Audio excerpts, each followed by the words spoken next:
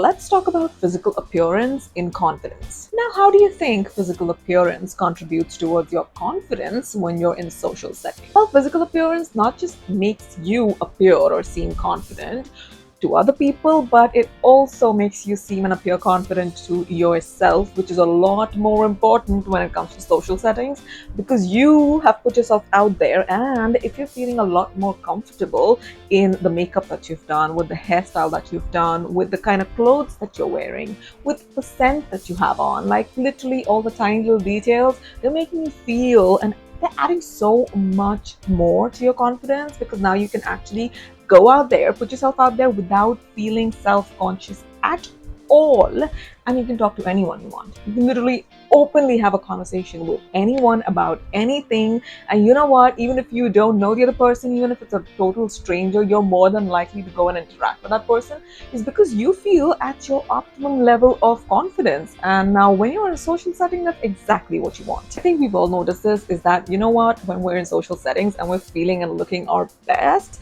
like we feel like, you know what, my makeup is on point, my hair is on point, my outfit is on point, like, you know what, that's an instant boost of confidence in itself. Now you're standing up a little tall, your shoulders are a little wider, your smile's a little brighter, you're a little choppier, you know what, you've got that pep in that step, and you go and talk to anybody you want and you talk about whatever you want. However, when you're feeling a little too shy, you're feeling a little insecure about the outfit or makeup or hair or anything about your physical appearance, we kind of shut down. Like our little body language closes up in a way where, you know what, we don't want to interact with other people, we don't want to be perceived by other people, we don't want to, you know, have any sort of conversations in that social setting. We just want to be in and out of that place. It's because we're not feeling our best. And you know what, I get it. And it's not just about yourself here, but it's also about other people. It's because you being so confident in the way that you look, in the way that you dress, in the way that you smell, in the way that your hair and makeup looks, you know what? Confidence is contagious. Other people are going to feel it vibrationally and they're going to start enjoying your company a lot more. They're going to be like, this person's so open, this person's so charming, this person's so confident. Like, you know what? Your energy is going to rub off on other people and that's going to make them feel good about themselves, which is always a win-win. You know what? When you actually look put together and you've got everything in place, you're feeling your most confident self, other people will react to you more positively. Other people will actually would want to talk to you. Other people will interact with you a lot more because, again, it's about the energy that you're radiating at. Because you are looking good, you're feeling good, and you know what, your frequency and your aura is just off the charts. People love that. People want more of that, and that's why they're going to keep hovering to you. Now, again, slight reminder, just because I took an example of, you know what, when you do your outfit right, your hair right, your nails right, your makeup right, if you're somebody who doesn't like doing that, that is completely fine. As long as you're feeling your confident self, you know what, you don't need makeup for that. You don't need nails for that. You don't need to do your hair for that. You don't need anything superficial for that. As long as you feel confident and secure within the outfit that you're wearing or within yourself when you're in that social setting, you're good. I think I don't even need to talk about the role that social media plays here, is because, of course, social media has set such unrealistic beauty standards and trends that keep going around social media. People have forgotten how to do things for themselves. Everybody's body type is different, everybody's face is different, everybody's face structure is different. So, for example, let's talk about makeup trends. Now, if I was to do XYZ's makeup trend on myself exactly the way that she does it, you know, it's not going to look good because she's got high cheekbones and I probably do not. Do I? I don't know. But the point being, you know what, it's gonna look funny if I just imitate and replicate exactly whatever she's doing, wherever she's placing everything. It might end up look funny. I'm pretty sure it's gonna look funny. It's because I've done that. I've been there, done that. Okay, I admit it. Because that's how you learn, okay? And that's how you pick up on little things that work and that don't work. So now that I've tried and tested every single makeup technique in the book, I know exactly what works for me. That's going to be your cue too. If you really want to get into perfecting your makeup, perfecting your base, your eyeshadow, whatever it is that you want to do, you are going to have to do things. Of course, try things. They're going to look funny, doesn't matter. Keep repeating. Practice. As long as you keep practicing and as long as you keep trying looks and trying different things, you're going to get there. You're going to get to one place where, you know what, this is me. This is what looks the best on me. This is what brings out my features. This is what actually highlights my cheekbones. This is what highlights my arches, my brows. You know, it looks, my nose contour looks amazing. Like, that's how you're supposed to feel about yourself, and you're gonna get there. So all you need to do is just keep practicing till you get there. Now again, I'm not saying this that put all of your eggs in the basket of physical appearance. Absolutely not. Your confidence should be from within who you are, what your morals are, what your values are, who you are as a person. That is where your real confidence comes from. This is all boosting your confidence. So you know what? This is not a source of confidence. It's a boost to the original confidence that you had already within yourself. Because now again, you know what's going to happen if you put too much pressure on your physical appearance. One day you're going to have some bad haircut, and you're gonna fly off the charts crying and howling and weeping. It's because you've had a bad haircut, or you probably did the wrong color, and you know what, it doesn't look the way you want it to look, and now your self-confidence and your self-esteem is low, is because you know what, it didn't really turn out the way that you expected it to be. Or you know what, one day your outfit's looking funny, or you've probably gained a little kilos here and there in the wrong places probably, and you know what, you're like, I'm not happy with my body now. So now again, see, if you put too much onus on physical appearance, it's not going to work out. Physical appearance is constantly changing. We're always evolving. We're always growing. Like, we're not going to be this young that we are today. And you know what? Tomorrow you might like something else entirely. And then you know what? It's all going to be different. So no, it's just supposed to just add on to the original confidence that you had and not be a replacement for it. I've had so many people tell me that, you know what, they've got wavering self-confidence issues is because their body doesn't look the way that they want it to look. Their skin is not perfect. Everybody has skin issues. People, let's normalize this. Like, I'm just going to say it once and for all. I'm going to put it out there, is because let's normalize this. This is getting way out of hand. Social media is very extremely highly edited. So people that you see with clear skin, you know what? It is highly likely that it's a filter, and it really does not exist. Okay, so real skin has texture. Real skin has pores. Real skin has acne. Some people have dry skin types, and you know what, they've got different issues, so probably they do not get acne. Some people have oily skin type and they do get acne, which is completely fine.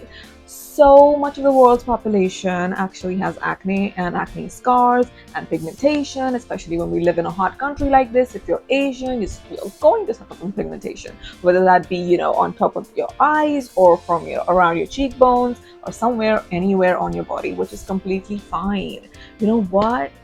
You have to learn to embrace. Beauty comes from that too. Confidence is you embracing your true self. Makeup and anything superficial, the treatments that we do, the creams that we use, yes, they can lighten it. They can probably help you enhance the features that you already have. But that's about it. That's about it. You can't rely on them like your life depends on it, in a way that, you know what, my self-confidence, my self-esteem is all dependent on it. So if it doesn't turn out to be great, I'm going to lose it. Absolutely not. You don't lose anything, okay? These things will eventually fade. You're going to fade. You're going to get older, okay? You're going to get wrinkly, unless you really want to look like your 20-year-old when you're 50, which is just because of Botox. But again, that's not the healthiest. So if you're somebody whose self-confidence and self-esteem is very easily affected by their physical appearance, you do not have to change everything all at once, because that's just going to overwhelm you, and that's just going to put you in a bad spot. So you know that, you know what, you've probably attached your self-worth to your physical appearance a little bit too much for your own liking. First of all, work on that. And second of all, when you're trying to make any kind of changes in your physical appearance, make minute changes. Like, for example, if you already have a brown hair color, go from a brown to like an ombre, or like to a light brown. Don't go from a brown to a blue directly, because that's just going to make you overwhelmed in a way where, you know what, I've done so much now, I don't know if I like it, and it's just causing a lot of havoc in here, which is what we do not need. So till the time that you're actually working on building your real confidence, just make minute changes that are not that, you know, evident, but they're subtle changes, and they kind of, you know what, they're changes. So it kind of actually helps you boost your mood and, you know, uplift you. Again, self-care is very directly proportional to your self-esteem. Like, I can tell when I see a woman, and I can tell that, you know what, if she really takes care of herself, like her self-care practices are off the charts, I know her self-esteem, her self-confidence is automatically off the charts. At this point, like, there is just no comparing that woman to anything else. But if not, there are self-care practices that you know what, you can follow, and you can inculcate in your daily routine. And there are so many morning practices and evening practices and so many rituals and routines that you can pick up. But you know what? You can become the woman of your dreams. Have that kind of self-care practice in the first place. That is just directly going to boost your self-confidence without you even having to try. Like, it's like a secret cheat code. You know what I mean? So the more you take care of yourself and you take care of your needs, you take care of your body, you take care of your grooming, of course, your appearance, you take care of everything, what you're eating, your diet, your workouts, clothes, whatever it is that you want to take care of. And however it is that you feel you need to be taken care of, as long as you do that, you would see that your confidence has skyrocketed and there's no coming down. Now again, focusing too much on your physical appearance can be deteriorating for your mental health. So you need to know and you need to understand that you need to lead a well-balanced life. You need to have hobbies, you need to focus on your relationships, you need to have a career, you need to have something to do to keep yourself busy. Of course, you need to have self-care.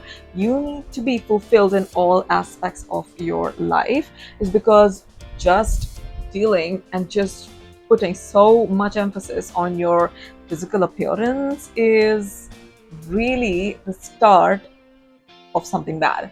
It's because your self-worth and your self-confidence, again, you know what, they can't solely depend on one singular thing. Is because that is bad. That is absolutely bad.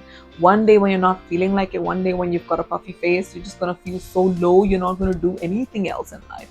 But when you have everything else going on for you, when your confidence comes from a place of, you know what, you know who you are, you know your self-worth, you know and understand what it is that you stand for. You've got such a good value system in place. You've got healthy relationships. You have a flourishing business, or you have a flourishing career, and you know what, you're so happy in your life. This physical appearance thing is barely gonna make or break you. So you know what, it's really not going to matter to you at all. So majorly work on building that core value system, because that's who you are and that's where your real confidence comes from. Having said that, we come to the end of this brilliant video. I hope you guys enjoyed it, and if you did, don't forget to like, comment, share, and subscribe. Till then, I'm gonna see you guys in my next one. Take care and bye. Money on top of me, money on top of her. Money on top of me, money on top of her. Daddy fuck with me 'cause you know